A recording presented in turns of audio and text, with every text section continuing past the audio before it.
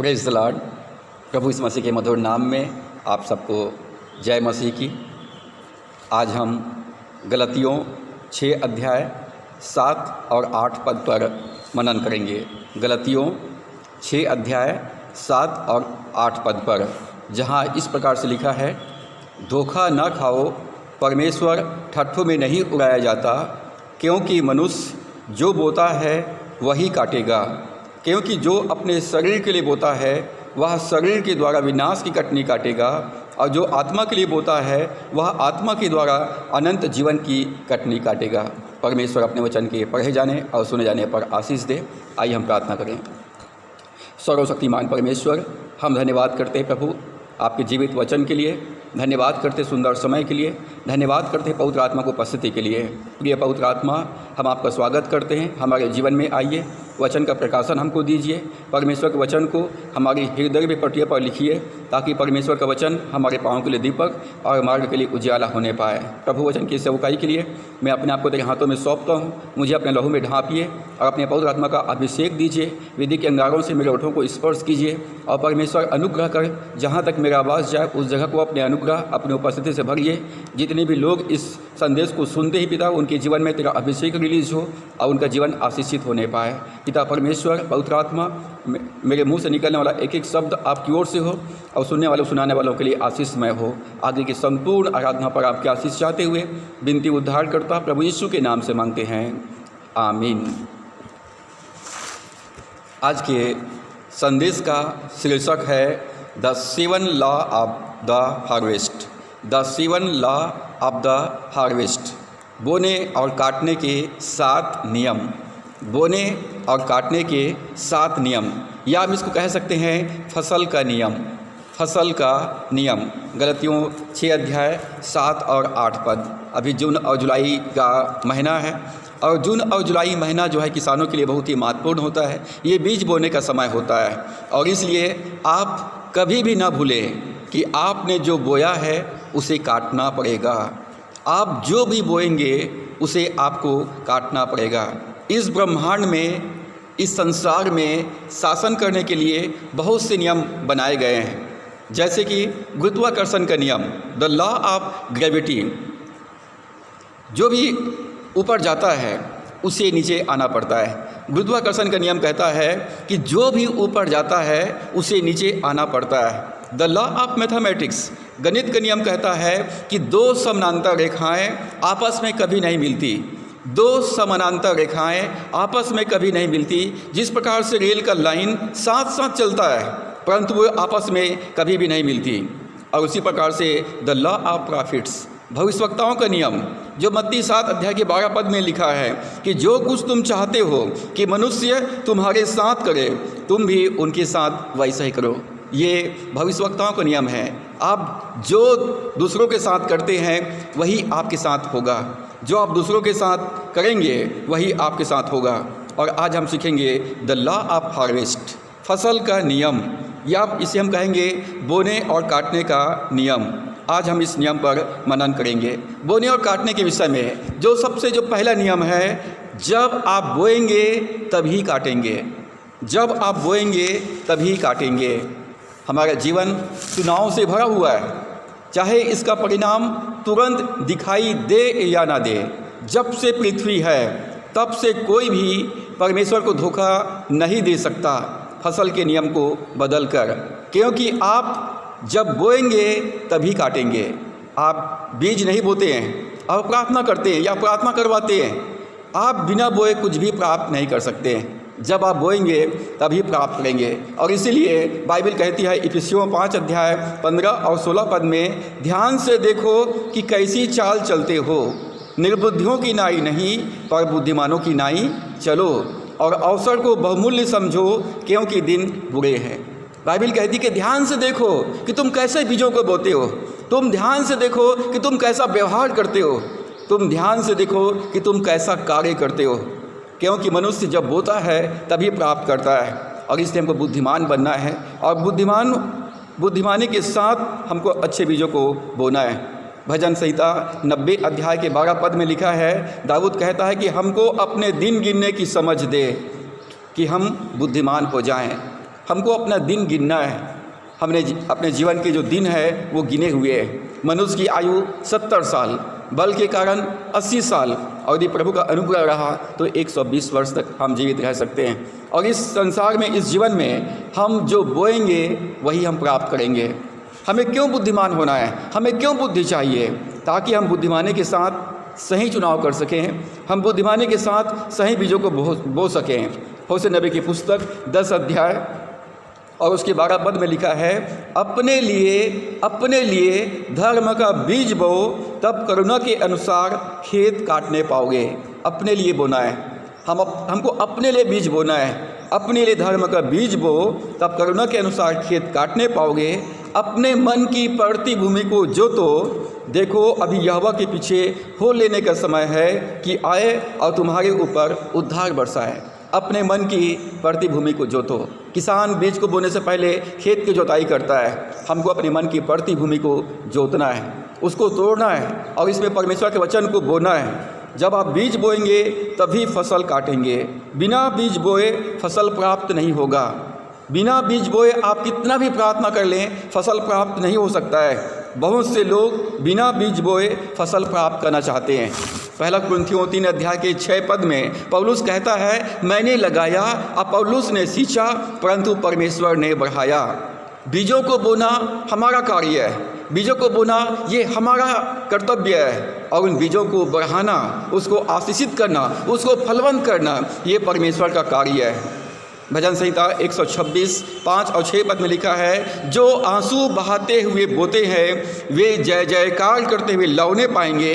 चाहे बोने वाला बीज लेकर रोता हुआ चला जाए, परंतु वह फिर पुलिया लिए जय जयकार करता हुआ निश्चय लौट आएगा। किसान बीज बोता है इस आशा और उम्मीद के साथ कि वो जय जयकार के साथ फसल को प्राप्त करेगा। चाहे आपको आंसू बहाना पड़े, चाहे आपको त्याग करना पड़े, कुर्बानी देना पड़े, परंतु जब आप बोएंगे तभी प्राप्त करेंगे। हम अपने परमेश्वर के बारे में कहते हैं कि God is powerful, God is merciful, so we always be thankful. This is the secret of blessing. ये हमारे आशीष का रहस्य है। हमारा परमेश्वर सर्वशक्तिमान है, वो सब कुछ कर सकता है। हमारा परमेश्वर दयालु है, वो हमसे प्रेम करता है, परंतु परमेश्वर हमारे जीवन में तभी अपना प्रेम, तभी अपनी कृपा और अपने अनुग्रह करेगा। परमेश्वर तभी हमारे लिए दयालु होगा। परमेश्वर तभी हमारी ज़रूरतों को पूरा करेगा जब हम धन्यवादी बने रहेंगे। हमको हमेशा धन्यवादी बने रहना है। लोगों की कमियां गिनाते ना रहें, कुरकुराते ना रहें, दोष न लगाते रहें, धन्यवादी बने रहें। जब आप परमेश्वर के उपकारों को याद करके परमेश्वर को धन्यवाद का भेंट अर्पित करेंगे, अपना 10वां अंश भेंट परमेश्वर को अर्पित करेंगे, तब परमेश्वर हमारे जीवन की सारी ज़रूरतों को पूरा करेगा। 10वां अंश परमेश्वर का है, परमेश्वर को देना है, अपने कलीसिया को देना है। सब लोग जानते हैं, परंतु देते नहीं हैं, और इसीलिए हमेशा नीडी बने रहते हैं। मत्ती 5 के 42 में प्रभु ने कहा, जो कोई तुमसे मांगे उसे दे, जो कोई तुमसे मांगे उसे दे। 10वां अंश और भेंट परमेश्वर मांग रहा है। 10वां अंश और भेंट ये परमेश्वर का है, जो हमको परमेश्वर को देना है। मलाकी 3:10 में वो कहता है कि सारा 10वां अंश मेरे भंडार में ले आओ, जिससे कि मेरे भंडार में भोजन वस्तु रहे, और ऐसा करके मुझे आजमाओ, मुझे परखो कि मैं तुम्हारे ऊपर अपरंपार आशीष की वर्षा करता हूँ या नहीं। मत्ती 6 अध्याय के 33 पद में प्रभु ने कहा, पहले तुम उसके राज्य और धार्मिकता की खोज करो तो सब वस्तुएं तुम्हें मिल जाएगी। जब परमेश्वर का आदर करेंगे, जब परमेश्वर को अपने जीवन में पहला स्थान देंगे, तब हमारे जीवन की सारी वस्तुएं हमें प्राप्त हो जाएगी। 10वां अंश और हमारे आत्मिक उन्नति के बीच में डायरेक्ट संबंध है। बिना हम 10वां अंश और भेंट दिए हमारी आत्मिक जीवन में उन्नति हम नहीं कर सकते हैं। गलतियों 6 अध्याय के 6 पद में लिखा है, जो वचन की शिक्षा पाता है वह सब अच्छी वस्तुओं में सिखाने वालों को भागी करे। हमें पूरी भक्ति और गंभीरता के साथ जीवन बिताना है। अपने लिए धार्मिकता का बीज बोना है, तभी हम फसल काटेंगे। फसल का जो पहला नियम है, जब आप बोएंगे तभी काटेंगे। फसल का जो दूसरा नियम है, आप जो बोएंगे वही काटेंगे। आप जो बोएंगे वही काटेंगे। हम अच्छा व्यवहार या बुरा व्यवहार कर सकते हैं, हम अच्छा व्यवहार या बुरा व्यवहार कर सकते हैं। हम नम्र हो सकते हैं या घमंडी हो सकते हैं। यदि हम नम्र होते हैं तो बाइबल में लिखा है कि प्रभु के सामने दीन बनो तो वह तुम्हें शिरोमणि बनाएगा। याकूब 4 के 10 में लिखा है। यशायाह 66 अध्याय पहला और दूसरा पद में लिखा है, यहोवा यो कहता है, आकाश मेरा सिंहासन और पृथ्वी मेरे चरणों की चौकी है, सब वस्तुएं मेरी हाथ की बनाई हुई है, सो ये सब मेरी ही है, परंतु मैं उसी की ओर दृष्टि करूँगा जो दीन और खेदित मन का हो और मेरा वचन सुनकर थरथराता हो। परमेश्वर कहता है कि स्वर्ग मेरे सिंहासन है और पृथ्वी मेरे पाँव की चौकी है, और मैं उनके साथ में रहूँगा जो मन में खेदित है, जो मन का दीन है। परमेश्वर को या प्रभु यीशु मसीह को जानने के लिए हमें स्वर्ग जाने की ज़रूरत नहीं है। प्रभु यीशु मसीह को जानने के लिए हमको घुटनों में आने की आवश्यकता है। आज बहुत सारे लोग अपने आप को बहुत ऊंचा कर लिए हैं और इसलिए वो प्रभु को नहीं जान पा रहे, नहीं समझ पा रहे हैं। प्रभु यीशु मसीह ने जक्कई से कहा, जक्कई नीचे उतरा। जब तक हम अपने घमंड को, अपने ईगो को छोड़ करके घुटनों में प्रभु के सामने नम्र और दीन नहीं बनेंगे, हम परमेश्वर को नहीं जान सकते हैं। नीति वचन 18 के 12 पद में लिखा है, नाश होने से पहले मनुष्य के मन में घमंड और महिमा पाने से पहले नम्रता होती है। महिमा पाने से पहले मनुष्य के जीवन में नम्रता होती है। आप दयालु हो सकते हैं या कठोर हो सकते हैं। मत्ती 5 के 7 में प्रभु यीशु ने कहा, धन्य है वे जो दयावंत है, क्योंकि उन पर दया की जाएगी। जब हम दूसरों के प्रति दयावंत होते हैं तब परमेश्वर का अनुग्रह में प्राप्त होता है। पहला पत्रस की 5 अध्याय और उसके 5 पद में लिखा है, परमेश्वर अभिमानियों का विरोध करता है परंतु दीनों पर अनुग्रह करता है। जब आप दूसरों के ऊपर कृपा करते हैं, दूसरों पर दया करते हैं, परमेश्वर की कृपा और उसका अनुग्रह प्राप्त होता है। आप धन्यवादित हो सकते हैं या हमेशा कुड़कुड़ाने वाले या कमियां निकालने वाले हो सकते हैं। कुलुसियों 6 के 7 में लिखा है, विश्वास में दृढ़ होते जाओ और अत्यंत धन्यवाद करते रहो। विश्वास में मजबूत होते जाओ और अत्यंत परमेश्वर का धन्यवाद करते रहो। आप डरपोक हो सकते हैं या साहसी हो सकते हैं। अय्यूब 3 अध्याय के 25 पद में अय्यूब कहता है, जिस डरावनी बात से मैं डरता हूँ वही मुझ पर आ पड़ती है। यदि आप डरते हैं तो डरावनी बात आपके जीवन में आ पड़ेगी। परमेश्वर कहता है, मत डरो, मैं तुम्हारे साथ में हूँ। यहोशू 1 के 9 में परमेश्वर ने यहोशू से कहा, क्या मैंने तुझे आज्ञा नहीं दी, हियाव बांधकर दृढ़ हो जा, भय न खा, तेरा मन कच्चा न हो, क्योंकि जहाँ जहाँ तू जाएगा वहाँ वहाँ तेरा परमेश्वर तेरे संग रहेगा। आप विश्वास योग्य हो सकते हैं या धोखेबाज हो सकते हैं। आप परमेश्वर के प्रति, अपने परिवार के प्रति, अपने कलीसिया के प्रति, अपने देश के प्रति विश्वास योग्य हो सकते हैं या आप धोखेबाज हो सकते हैं। जैसा व्यवहार आप देंगे वैसा व्यवहार आप प्राप्त करेंगे। याकूब ने अपने भाई एसाव को धोखा दिया। धोखे से उसने पहलौठेपन का अधिकार को प्राप्त कर लिया। धोखे से उसने अपने पिता का आशीर्वाद जो उसके बड़े भाई के लिए था उसको प्राप्त कर लिया। याकूब ने धोखेबाजी से, चालाकी से, धूर्तता के साथ में आशीष प्राप्त करना चाहा। बाद में हम पाते हैं कि याकूब अपने जीवन में धोखा बोया था और इसलिए जीवन भर वो धोखा प्राप्त किया। उसके मामा ने उसको धोखा दिया। वो उसके छोटे बेटी राहेल को प्रेम करता था और उसके मामा ने अपने बड़ी बेटी लिया के साथ उसका विवाह करा दिया। उसकी मजदूरी 10 बार बदली गई। उसके बेटों ने उसको धोखा दिया। याकूब ने धोखा बोया था और इसलिए जीवन भर धोखा काटा। दाऊद ने अपने जीवन में भी ऐसे ही गलती किया। 2 शमूएल के 11 अध्याय उसके पहला पद में लिखा है, जब दाऊद बीज बोने का समय था, दाऊद अपने घर में रह गया। दाऊद जब बीज बोने का समय था अपने घर पर ऐसो आराम में वो जीवन व्यतीत करता रहा। जिस समय राजा लोग युद्ध करने को निकला उस समय अर्थात वर्ष के आरंभ में दाऊद ने योआब को और उसके संग अपने सेवकों और समस्त इस्राएलियों को भेजा और उन्होंने अम्मोनियों को नाश किया और अब्बा नगर को घेर लिया, परंतु दाऊद यरूशलेम में रह गया। जब बीज बोने का समय होता है, जब खेत का जुताई करने का समय होता है, हम अपने घरों में ऐसो आराम में जीवन व्यतीत करते हैं और जब फसल काटने का समय आता है हम कुछ भी प्राप्त नहीं कर पाते हैं। दाऊद अपने जीवन में बीज बोने का जब समय था वो अपने घर में रह गया। 2 शमूएल 11 अध्याय में दाऊद के पाप में फंसने का वर्णन पाया जाता है। दाऊद बीज बोने के समय अपने घर में रहा, अपने छत पर टहल रहा था और उसने वहाँ से क्या देखा कि उसके सेनापति की जो पत्नी है वो नहा रही थी, खुले में बाथरूम में नहा रही थी और उसके वो छत से दाऊद देख रहा था और देख करके दाऊद ने अपने पड़ोसी की पत्नी का लालच किया। दूसरा, उसने उसको अपने घर में बुलवा लिया और उसके साथ व्यभिचार किया। उसने बैतशेबा के पति का हत्या करवा दिया। उसने अपने पड़ोसी की पत्नी का चोरी किया। दाऊद ने झूठे गवाह तैयार किए। दाऊद अपने पड़ोसी का आदर नहीं किया। हम देखते हैं कि राजा दाऊद ने 10 आज्ञाओं में से 6 आज्ञाओं को तोड़ दिया।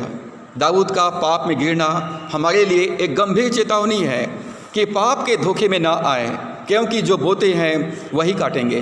दाऊद को अपने पाप का गंभीर परिणाम भुगतना पड़ा। उसके ही परिवार में व्यभिचार, उसके परिवार में हत्या और उस गृह युद्ध छिड़ गया। दाऊद को अपने प्राण बचाकर राजपाट छोड़कर भागना पड़ा। और इसीलिए इब्रानियों 3:13 में लिखा है, एक दूसरे को समझाते रहो, कोई जन पाप के छल में या पाप के धोखे में आकर कठोर न हो, क्योंकि आप अपने लिए और अपने परिवार के लिए जो बोएंगे वही काटेंगे। आप अपने लिए और अपने परिवार के लिए जो बोएंगे वही काटेंगे। गलातियों 6:7 और 8 पद में पौलुस कहता है, धोखा न खाओ, परमेश्वर ठट्ठों में नहीं उड़ाया जाता, क्योंकि मनुष्य जो बोता है वही काटेगा। ये प्रकृति का नियम है, ये परमेश्वर ने नियम बनाया है कि मनुष्य जो बोएगा वही काटेगा। आप धोखा बोएंगे, धोखा काटेंगे। अनर्थ बोएंगे तो आप अनर्थ ही काटेंगे। मनुष्य परमेश्वर के वचन को और उसके नियम को नहीं बदल सकता। जो आपने बोया है उसे काटना ही पड़ेगा। धोखा ना खाओ, परमेश्वर ठट्ठों में नहीं उड़ाया जाता। आप जैसा सोचते हैं वैसा ही कार्य करते हैं। जैसा आप कार्य करते हैं वैसा आपका आदत बन जाता है। जैसा आपका आदत बनता है वैसा आपका चरित्र बनता है, और जैसा चरित्र बनता है वैसा ही आपका भाग्य या आपका नियति बनता है। और इसीलिए होशे 8:7 में लिखा है, जो वायु बोते हैं वो बवंडर काटेंगे, जो वायु बोते हैं वो तूफान काटेंगे। नीति वचन 11:18 में लिखा है, जो धर्म का बीज बोता है उसको निश्चय फल मिलता है। यदि ईमानदारी से, विश्वास योग्यता के साथ अच्छे व्यवहार करते हैं, अच्छे बीजों को बोते हैं, आपको निश्चय उसका अच्छा फल मिलेगा। नीति वचन 22:8 में लिखा है, जो कुटिलता का बीज बोता है, जो धोखेबाजी का बीज बोता है, जो कपट छल का बीज बोता है, वो अनर्थ ही काटेगा। नीति वचन 26:27 में लिखा है, जो दूसरों के लिए गड्ढा खोदेगा वो उसी में गिरेगा। और इसलिए प्रभु ने कहा, तुम सिद्ध बनो जैसा तुम्हारा स्वर्गीय पिता सिद्ध है। भजन संहिता 1 अध्याय 1-3 पद में लिखा है, आशीषित है वह व्यक्ति जो दूसरों के युक्ति पर नहीं चलता और न पापियों के मार्ग में खड़ा होता और न ठट्ठा करने वालों की मंडली में बैठता है, परंतु वो यहोवा की व्यवस्था से प्रसन्न रहता है, रात और दिन उस पर ध्यान करता रहता है। उसका जीवन बहती नालियों के किनारे लगाए हुए वृक्ष के समान होता है, जो अपने सीजन में फलता है और हमेशा हरा भरा रहता है। फसल का जो पहला नियम है, जब आप बोएंगे तभी काटेंगे। फसल का जो दूसरा नियम है, आप जो बोएंगे वही काटेंगे। और फसल का तीसरा नियम है, बोने का समय और काटने का समय दोनों अलग अलग होता है। बोने का समय और काटने का समय दोनों अलग अलग होता है। गलातियों 6:7 में लिखा है कि धोखा न खाओ, परमेश्वर ठट्ठों में नहीं उड़ाया जाता। हम सप्ताह भर जंगली बीजों को बोते हैं और इसलिए रविवार के दिन आराधना में हम असफलता के फसल को काटते हैं। हम जो बीज बोते हैं, चाहे वो तुरंत या बाद में, हमने जो बोया है उसे हमको काटना ही पड़ेगा। बोने का समय और काटने का समय दोनों अलग अलग होता है। जल प्रलय के पश्चात उत्पत्ति 8 अध्याय के 22 पद में परमेश्वर ने कहा, अब से जब तक पृथ्वी बनी रहेगी तब तक निम्न चीज़ें होती रहेगी, बोना और काटना। जब तक ये पृथ्वी बनी रहेगी तब तक बोना और काटना होता रहेगा। ठंड और तपन होता रहेगा, धूप काल और शीतकाल होता रहेगा, दिन और रात होता रहेगा। ये सब निरंतर होते रहेंगे। ये नियम परमेश्वर के द्वारा हमारे लाभ के लिए बनाया गया है। और इसलिए गलातियों 6:9 में पौलुस कहता है, हम भले काम करने में साहस न छोड़ें। हम अच्छे काम करने में, सेवा करने में, बीज बोने में साहस न छोड़ें, क्योंकि यदि हम ढीले न हो तो हम ठीक समय पर कटनी काटेंगे।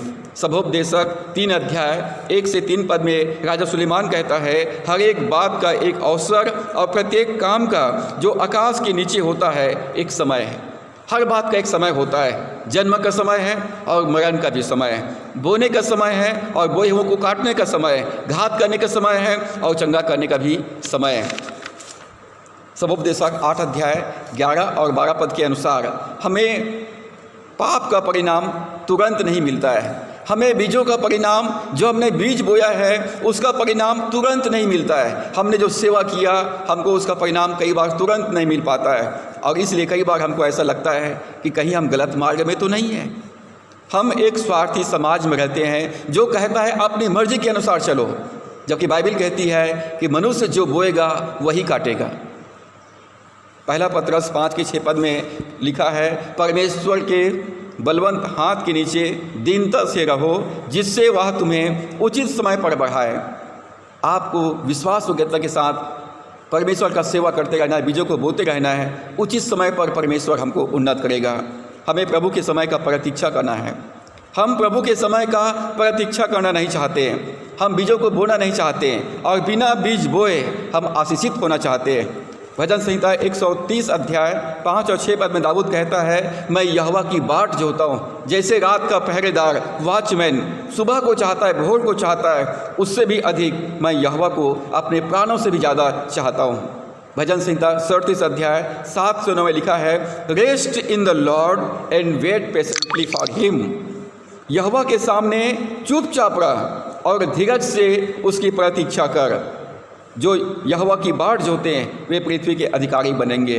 पहला कुरिन्थियों 15 अध्याय के 58 पद में लिखा है, तुम्हारा परिश्रम प्रभु में व्यर्थ नहीं जाएगा।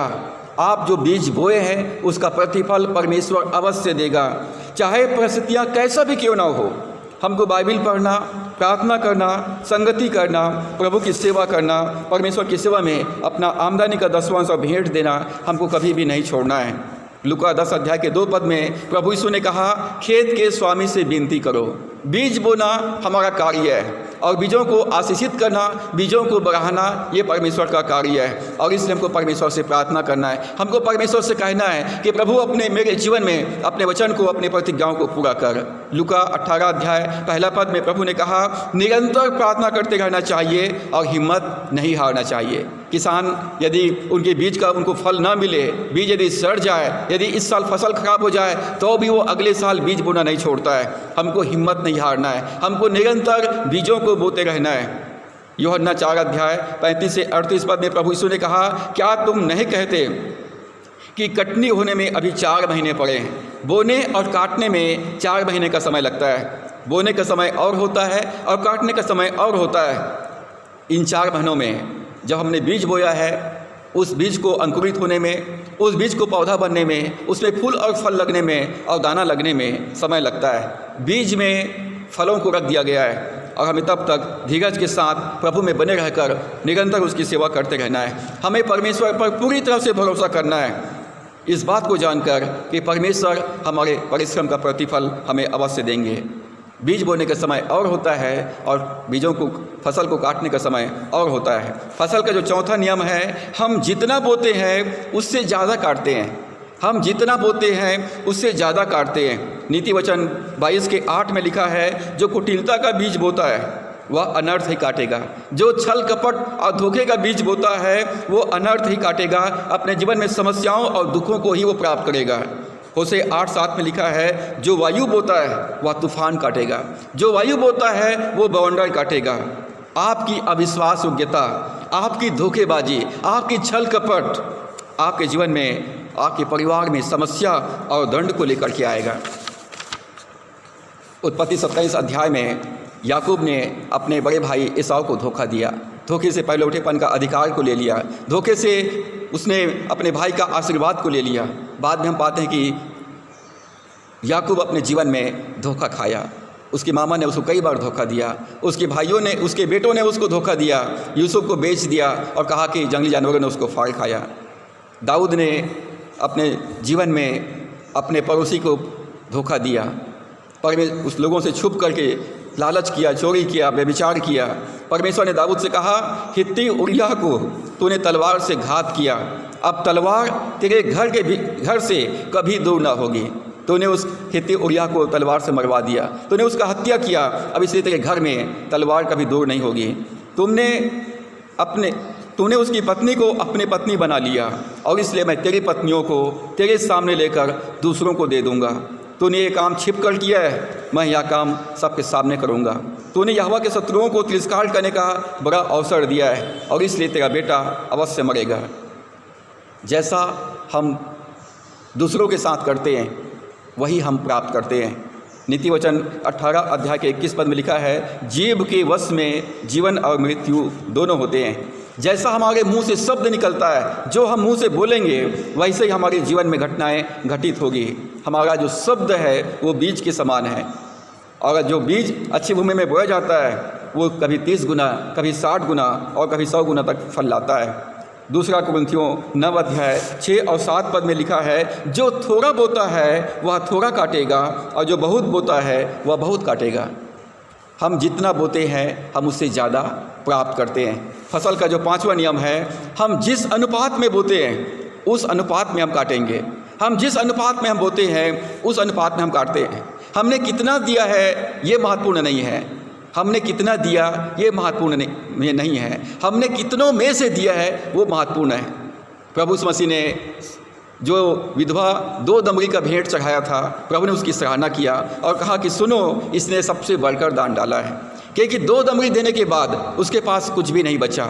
हम जिस अनुपात में परमेश्वर हमको आशीष दिया है उस अनुपात में हमको परमेश्वर को देना है और परमेश्वर को भेंट अर्पित करना है। बीज बोना हमारा कार्य है और बीजों को गुणात्मक रीति से बढ़ाना ये परमेश्वर का कार्य है। दूसरा कुरिन्थियों 9 के 6 पद में लिखा है, बात तो यह है कि जो थोड़ा बोता है वह थोड़ा काटेगा भी, और जो बहुत बोता है वह बहुत काटेगा।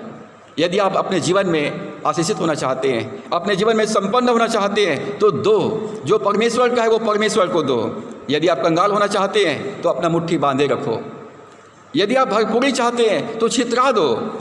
यदि आप अभाव में और ज़रूरतमंद बने रहना चाहते हैं तो आप जमा करते रहो, संचय करते रहो। नीति वचन 11 अध्याय 24 और 25 पद में लिखा है, ऐसे हैं जो छितरा देते हैं तो भी उनकी बढ़ती होती है, और ऐसे भी हैं जो यथार्थ से कम देते हैं और इससे उनकी घटती ही होती है। उदार प्राणी हष्टपुष्ट हो जाता है, और जो औरों की खेती सींचता है उसकी भी सींची जाएगी। प्रेरितों के काम 20 अध्याय 35 पद में लिखा है, लेने से देना धन्य है, it is more blessed to give than to receive. लूका 6:38 में प्रभु ने कहा, दिया करो तो तुम्हें भी दिया जाएगा। तीतुस 2:14 में लिखा है, भले कामों में सरगर्म हो। तीतुस 3:1 में लिखा है, हर एक अच्छे कामों के लिए तैयार रहो। तीतुस 3:8 में लिखा है, भले कामों में लगे रहने का ध्यान रखें। तीतुस 3:14 में लिखा है, अच्छे कामों में लगे रहने सीखें ताकि निष्फल न रहें। रोमियो 8:32 के अनुसार परमेश्वर हमारे लिए अपने एकलौता पुत्र को कुर्बान कर दिया, तो क्या इस संसार में हमारी ज़रूरतों को परमेश्वर पूरा नहीं करेगा? दूसरा कुरिन्थियों 9:8 में पौलुस कहता है, और परमेश्वर सब प्रकार का अनुग्रह तुम्हें बहुतायत के साथ दे सकता है, जिससे हर बात में और हर समय सब कुछ जो तुम्हें आवश्यक हो तुम्हारे पास रहे, और हर एक भले काम के लिए तुम्हारे पास बहुत कुछ हो। इफिसियों 3:20 में लिखा है, परमेश्वर इस योग्य है, God is able to supply all your needs. अब जो ऐसा सामर्थ्य है कि हमारी विनती और समझ से कहीं अधिक काम कर सकता है। परमेश्वर हमारी आवश्यकताओं को पूरा करने के लिए सामर्थ्य है। हमारा दान और चंदा भले काम का परिणाम है जो हमारे लिए आशीष को लेकर के आएगा। मकिदुनिया की कलीसिया ने जब पौलुस बंदीगृह में था तो उन्होंने दान एकत्रित किया और अपना सेवक इपफ्रादीतुस के हाथ में देकर पौलुस के पास सहायता पहुंचाया, और पौलुस ने वो मकिदुनिया के कलीसिया का दान भेंट को प्राप्त करके कहता है, इसे पाकर मैं बहुत आनंदित हूँ, क्योंकि परमेश्वर के सामने सुखदायक सुगंध के समान है जो परमेश्वर को भाता है। और फिलिपियों 4:19 में वो कहता है, और मेरा परमेश्वर भी अपने उस धन के अनुसार जो महिमा सहित यीशु मसीह में है तुम्हारे हर एक घटी को पूरा करे। यदि आप चाहते हैं फिलिपियों 4:19 आपका हो, ये प्रतिज्ञा आपके लिए हो, तो जो परमेश्वर का है वो परमेश्वर को दीजिए। उदारता के साथ परमेश्वर के राज्य में बीजों को बोइए। सबोपदेशक 11 अध्याय 4 और 6 पद में लिखा है, जो वायु को ताकता रहेगा वो बीज बोने ना पाएगा, और जो बादलों को देखता रहेगा वो लौने ना पाएगा। यदि आप परिस्थितियों को देखते रहेंगे, लोगों को देखते रहेंगे, आप कभी बीज नहीं बो पाएंगे। जो वायु को ताकता रहेगा वह बीज बोने ना पाएगा, और जो बादलों को देखता रहेगा वो लौने ना पाएगा। भोर को अपना बीज बो और सांझ को भी अपना हाथ न रोक, क्योंकि तो नहीं जानता कि कौन सफल होगा, यह या वह दोनों के दोनों अच्छे निकलेंगे। हमें निरंतर बीजों को बोते रहना है, परिस्थितियों को नहीं देखना है। सबोपदेशक 11 अध्याय के 1 पद में लिखा है, अपनी रोटी जल के ऊपर डाल दे, क्योंकि बहुत दिन के बाद तू उसे फिर पाएगा। आप जो बीज बोए हैं वो वापस 30 गुना, 60 गुना, 100 गुना बनकर वापस लौटकर आप ही के पास में आएगा। फसल का जो 6वां नियम है, हम अच्छाई का पूर्ण फसल तभी काट सकते हैं जब हम दृढ़ रहेंगे। हम अच्छाई का पूर्ण फसल तभी काट सकते हैं जब हम दृढ़ रहेंगे, क्योंकि बुराई का फसल अपने आप आता है। दूसरा तीमुथियुस 4 अध्याय के 6 पद में पौलुस कहता है, जो गृहस्थ, जो किसान परिश्रम करता है, जो बीजों को बोता है, पहला फल का अंश पहले उसे मिलना चाहिए, यह उसका हक है। जब आप बीजों को बोते हैं तो बीजों का फसल प्राप्त करना ये आपका अधिकार हो जाएगा, आपका हक बन जाएगा। हम इस संसार में कई प्रकार की समस्याओं का सामना करते हैं। कई बार लोग हमें गलत समझते हैं, कई बार लोग हमारा तिरस्कार करते हैं, कई बार लोग हमको एक्सेप्ट नहीं करते हैं, परंतु हमको बीज बोना नहीं रुकना है। मत्ती 13 अध्याय में बीज बोने वाला का दृष्टांत है। किसान बीज बो करके आया और रात में जब किसान सो रहा था, दुष्ट ने आया और उनके खेतों में जंगली बीजों को बोकर चला गया। परंतु जब वो बीज उगा तो अच्छे बीजों के साथ में जंगली बीज भी उगा। कभी कभी हम अच्छे बीजों को बोते हैं परंतु उसका रिजल्ट कई बार खराब आता है। हमको धीरज के साथ, हमको दृढ़ रहते हुए कंटिन्यू बीजों को बोते रहना है। गलतियों 6 के 9 और 10 में लिखा है, हम भले काम करने में हियाव ना छोड़ें, क्योंकि यदि हम ढीले ना हो तो ठीक समय पर कटनी काटेंगे। यदि हम साहस न छोड़ें, हिम्मत ना हारें और निरंतर विश्वास के साथ बीज बोते रहें तो हम ठीक समय पर कटनी को काटेंगे। अच्छे काम करने के लिए जब हम आगे बढ़ते हैं तो संसार हमारा विरोध करता है, शैतान हमारा विरोध करता है, और इसलिए प्रभु पर अपना ध्यान लगाए रहें और हिम्मत ना हारें। दूसरा कुरिन्थियों 9 के 6 में लिखा है, आपका काटना केवल बोने पर ही नहीं परंतु बोने की मात्रा पर भी निर्भर करता है। आप बीज तो बोते हैं, लेकिन जो थोड़ा बोता है वो थोड़ा काटेगा, और जो बहुत बोता है वो बहुत काटेगा। हमारा काटना, हमारा प्राप्त करना हमारे बोने पर ही नहीं परंतु बोने की मात्रा पर भी निर्भर करता है। फसल के आने तक हमको धीरज रखना है।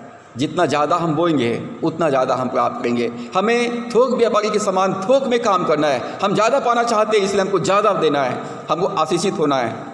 फसल का जो 7वां नियम है, हम पिछले वर्ष के फसल के लिए कुछ नहीं कर सकते।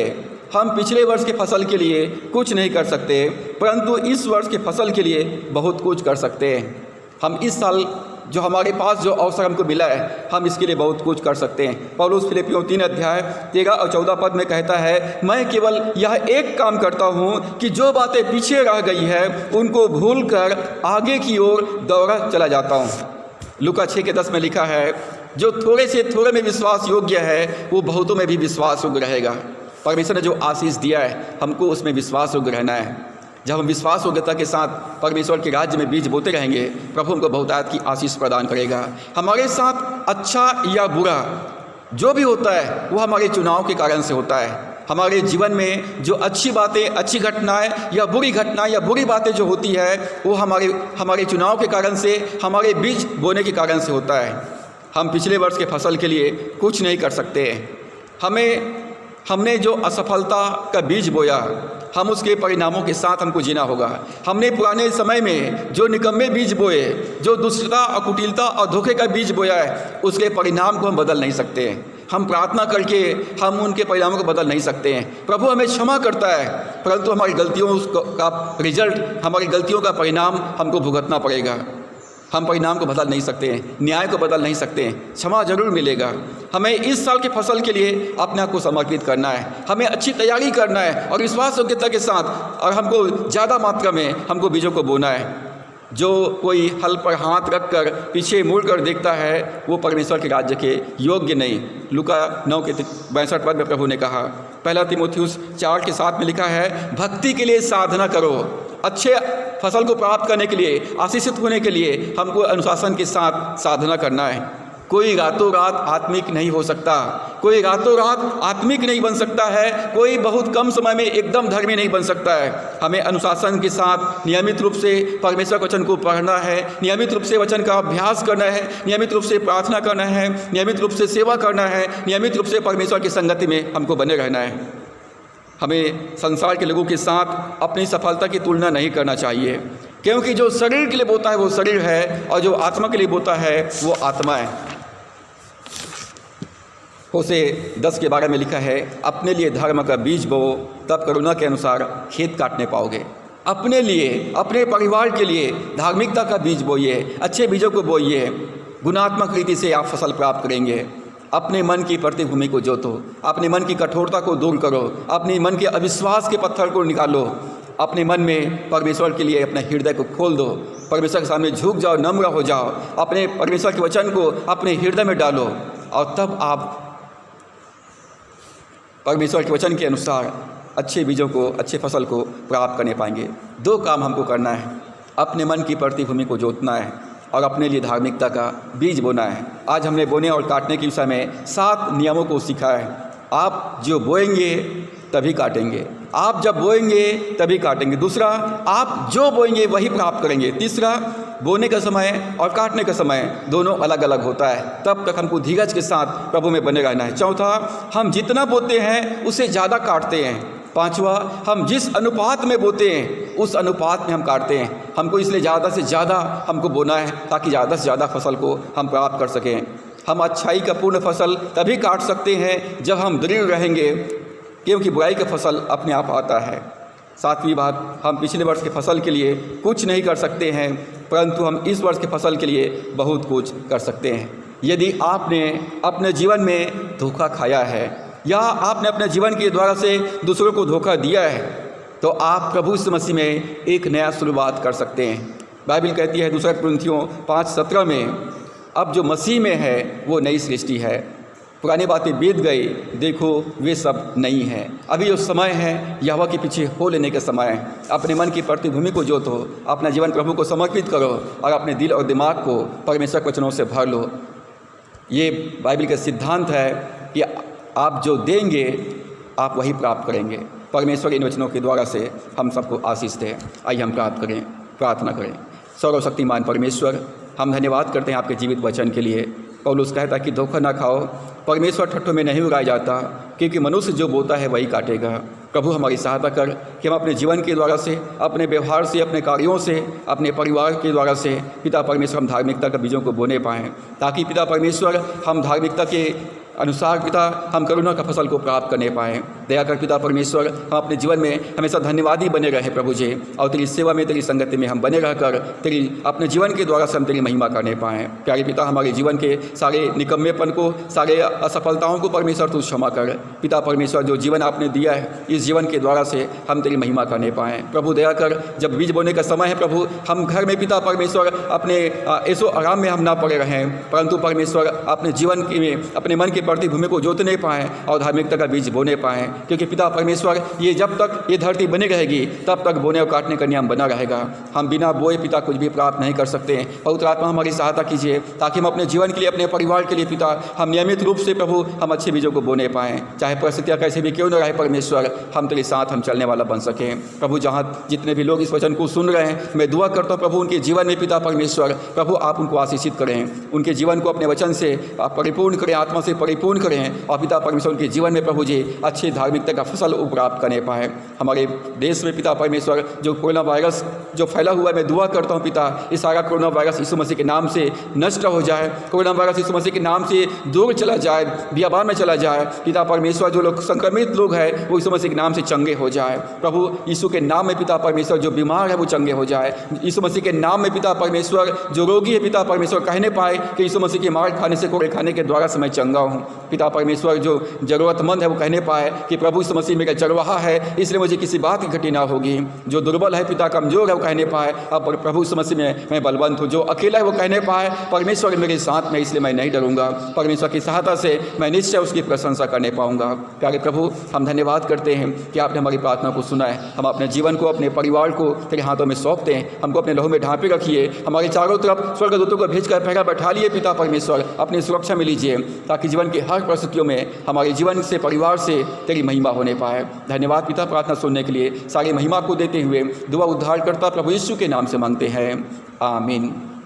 अब हमारे परमेश्वर पिता का प्रेम, प्रभु यीशु मसीह का अनुग्रह, पवित्र आत्मा की संगति और सहभागिता वचन को सुनने वाले हर एक विश्वासियों के ऊपर अब से लेकर युगान युग तक होती रहे, आमीन। वचन को सुनने के लिए आप सबको बहुत बहुत धन्यवाद। यदि यह संदेश आपको अच्छा लगे तो कृपया इसको लाइक और शेयर करें और यदि आपने अभी तक हमारे यूट्यूब चैनल को सब्सक्राइब नहीं किया है तो कृपया सब्सक्राइब कर दीजिए और साथ ही बेल आइकन को भी आप प्रेस करें ताकि जब भी वीडियो अपलोड हो तो उसका नोटिफिकेशन आपको प्राप्त हो। आप सबको बहुत बहुत धन्यवाद। God bless you. आप सबको जय मसीह की।